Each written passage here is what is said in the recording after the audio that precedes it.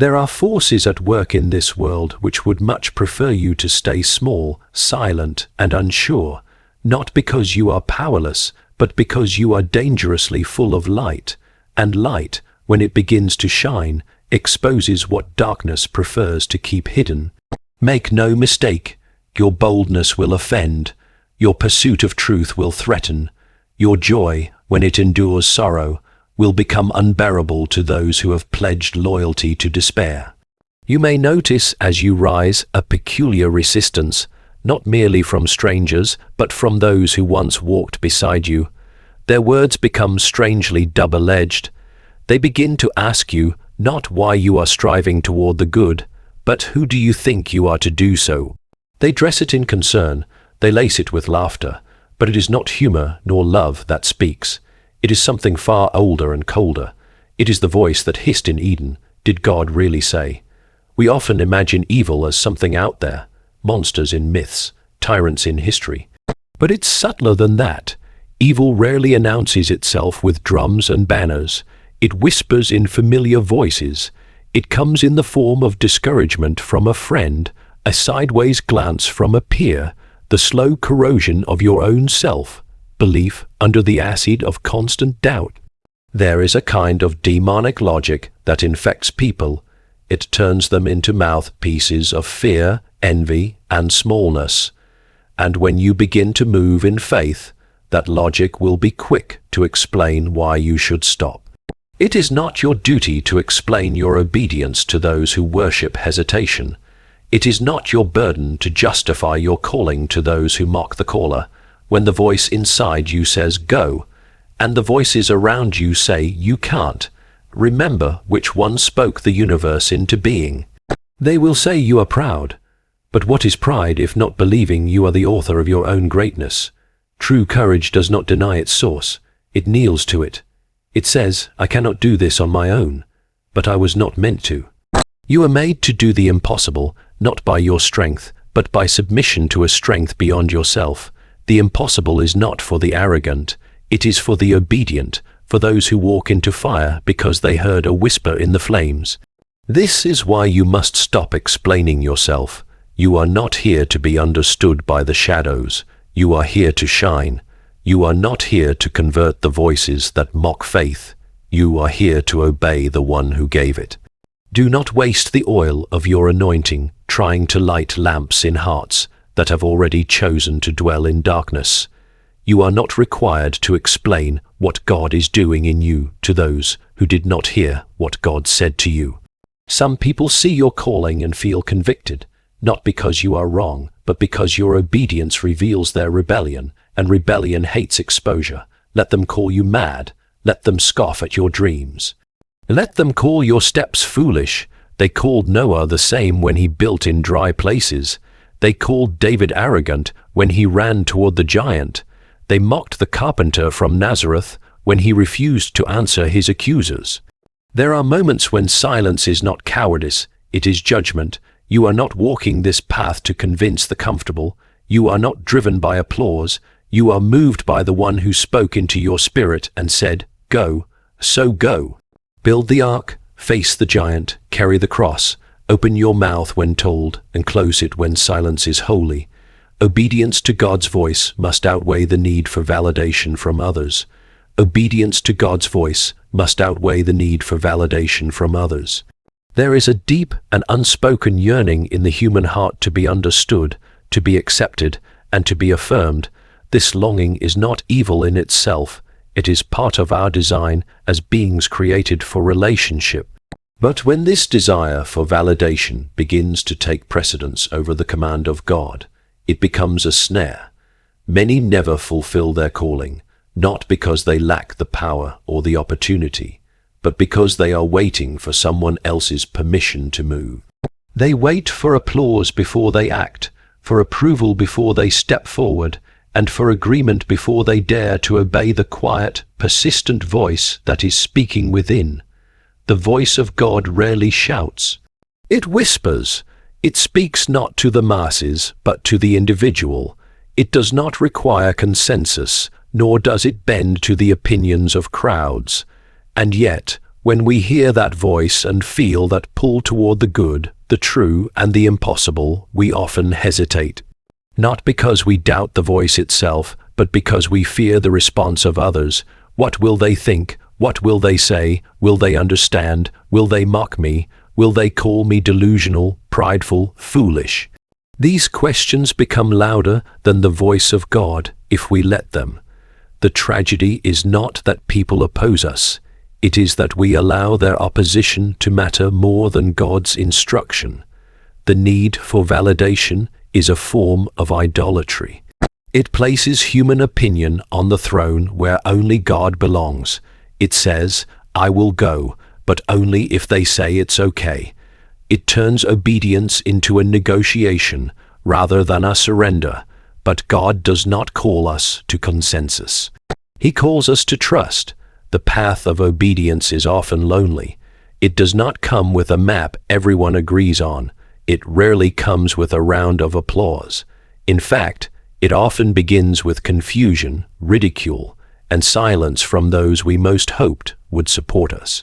If you are going to do the impossible, you must learn to walk with your ears tuned to the divine, not the crowd. The impossible begins where human logic ends. It begins where comfort is lost and the familiar is left behind.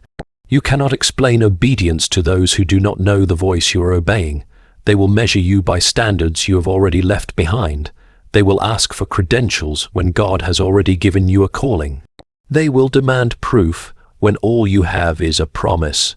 But faith is not proven before the journey. It is proven through the journey. And sometimes you must move without any assurance other than the fact that you were told to move. Validation is addictive. Once you begin to need it, you will never move without it. It will paralyze you in moments when action is required. It will silence your voice when boldness is necessary. It will make you adjust your steps to keep others comfortable, even when those steps lead away from the purpose for which you were created. But obedience demands sacrifice, and often, the first thing it asks you to sacrifice is your reputation. Your image, your need to be liked, your need to be understood. This is not cruelty, it is mercy. For as long as you are bound to their validation, you are not free, and obedience requires freedom. There will always be those who do not understand what you are doing or why you are doing it. They may be well-meaning, they may be close to you, they may love you deeply, but even their love cannot override the voice of the one who calls. You are not being disloyal to them by obeying God. You are being loyal to the highest love. In fact, to disobey God for the sake of human approval is to betray not only Him, but also your own soul. There is no peace in a life lived to please others while ignoring the whisper that beckons you forward. There is only anxiety, confusion, and a quiet ache that never quite goes away. Obedience is costly, but disobedience costs more. And the tragedy is that many never count the price until the moment has passed, until the window has closed, until the voice has grown faint because it was ignored too long. The enemy often speaks through familiar voices to sow doubt and fear. The enemy often speaks through familiar voices to sow doubt and fear. It is one of the most subtle and effective tactics of darkness, not to confront you with open opposition, but to slip quietly into the mouths of those closest to you. The ones you love, the ones you admire, the ones whose opinions have shaped you. The enemy does not always arrive with horns and fire. Sometimes he arrives with concern, sometimes with advice, sometimes with what sounds like love but tastes like limitation. It is no surprise that spiritual attacks rarely come in the form of obvious evil. Instead, they come cloaked in the familiar, dressed in the language of reason, coated in a softness that makes it difficult to recognize them for what they truly are. This is why discernment is more important than emotion, because not every kind voice carries truth, and not every harsh voice is wrong. The enemy has learned that if he shouts, you may run, but if he speaks gently through someone you trust, you may listen. You may lower your guard. You may allow seeds of fear and hesitation to be planted in the soil of your purpose. That is the strategy, to speak just enough truth to sound wise, but twist it enough to steal your courage. To ask questions that appear thoughtful, but are really weapons designed to paralyze your obedience. Are you sure this is the right time? What if you fail? Maybe you should wait a little longer. Think about your reputation. What will people say? These are not always spoken by enemies in the traditional sense.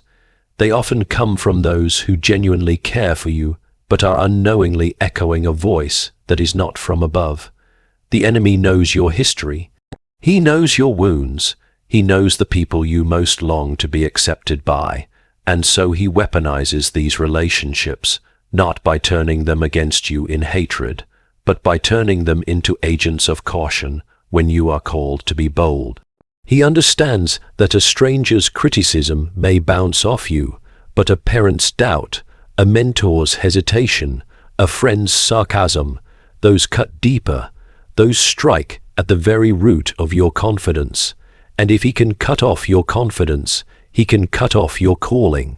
It is not enough to recognize opposition when it comes in the form of trials and pain. You must also recognize it when it comes in the form of misplaced comfort and false wisdom. There are people who will love you so much that they cannot bear to see you risk anything. They will advise you to stay safe, to avoid danger, to preserve what you have, and while their intentions may be kind, their voices can become tools of delay. Sometimes the most dangerous opposition comes not from hatred, but from fear wrapped in love. Spiritual warfare does not always look like chaos.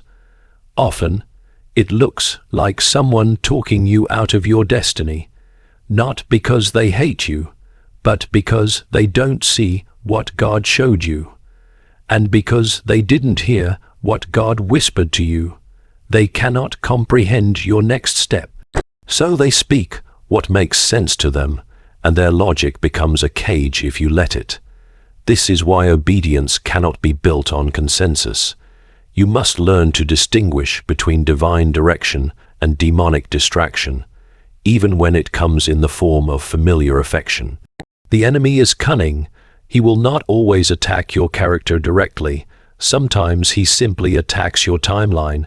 If he can't make you quit, he will try to make you delay. If he can't steal your fire, he'll try to smother it with doubt. And the quickest way to do that is to speak through the ones you believe have your best interest at heart. This is not a call to suspicion, but to spiritual alertness. You must know when a familiar voice carries an unfamiliar spirit. You must recognize when love is being used to limit, when caution is being used to cripple, and when logic is being used to lead you away from the mountain you were born to climb. You are called to shine, not to explain your light to those committed to darkness. You are called to shine, not to explain your light to those committed to darkness. There is a difference between those who are lost and seeking light, and those who have grown comfortable in darkness and resent anything that threatens to illuminate it. The world is full of souls who are not merely indifferent to the truth but hostile to it. They have built their lives on shadows, on silence, on denial, and your very presence becomes offensive, not because you speak, but because you reveal. Light does not need to argue its existence. It simply shines, and in doing so, it disrupts every lie that depended on the dark for survival. You were not created to dim yourself for the sake of others' comfort. When you carry the truth, when you walk in purpose, when you live with boldness, there will always be those who misinterpret your intentions. Some will accuse you of pride. Others will claim you are pretending to be better. Some will mock your convictions, not because they are false, but because they are too sharp. People who love the dark do not want to be confronted with the evidence of a better way. And yet, your calling is not to cower before their confusion or to silence your soul to avoid their judgment. Explaining yourself becomes a trap when your audience has no interest in understanding. There are those who ask not because they seek truth, but because they seek to dismantle it. They do not want clarity. They want control. They challenge your decisions not because they are curious, but because your faith makes them uncomfortable with their fear. Your forward movement unsettles those who have made peace with stagnation. Your refusal to compromise becomes a threat to those who benefit from conformity. But you were not made to blend in with darkness. You were not made to apologize for being awake when others prefer to sleep. You are a lamp, and the moment you were lit, you became a contradiction to everything that chose to remain hidden. There will always be demands for explanations. People will ask why you believe what you believe, why you live as you do, why you do not participate in what they celebrate, why you choose a path that does not make sense to their eyes. And while there are moments to answer in love and patience, there are also moments to remain still. Not every challenge deserves a response. Not every accusation deserves a defense. Some questions are not questions at all. They are attempts to drag you down from the place where your light threatens to expose what others would rather ignore. Light does not plead for acceptance. It does not beg for understanding. It simply stands, it remains, it endures. You will be called strange. You will be misunderstood. You will be labeled and misquoted and misrepresented. And still, your task is not to bend, not to retreat, not to make your light more palatable to those who prefer twilight over truth. If the light within you is from God, then it will convict, it will disturb, it will shake things loose. That is not cruelty, it is clarity, and clarity always comes at a cost. Trying to explain yourself to those who have already chosen to reject the light is like preaching to a stone. The issue is not your message, it is their refusal to listen. And when people are committed to staying blind, even the brightest light becomes offensive. But that offense is not your burden to carry. Your role is not to soften the truth until it no longer shines. Your role is to walk in the fullness of what you were created to be, regardless of how others interpret your obedience. You are not responsible for their reactions. You are responsible for your response to the calling placed within you.